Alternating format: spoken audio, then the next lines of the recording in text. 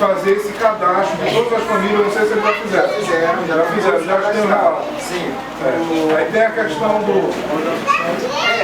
Eles falaram isso, né, que era para isso. Foi feito, foi anexado junto ao processo de ocorrência da defesa civil, as fotografias das casas individuais, e só que até agora eles não voltaram mais.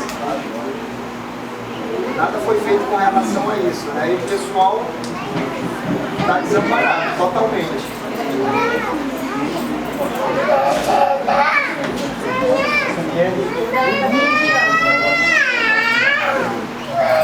O subsecretário de Infraestrutura, o Antônio Peixoto, já passou por aqui? Não. Ontem, hoje? Não. Ele ouviu alguma coisa ele falando em relação exatamente a 5 famílias que sofreram esse acidente. Eu pensei que nós pensávamos até que era aqui. Mas, companheiros, São José, né?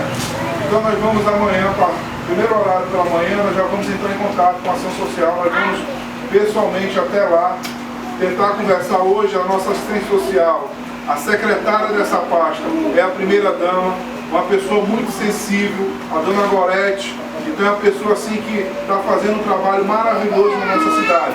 E aqui eu tenho certeza que não vai ser diferente. Então nós vamos repassar para a dona Gorete, certo?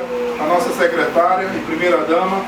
E eu tenho certeza que nós vamos o mais rápido possível ver o que nós podemos fazer nesse primeiro momento.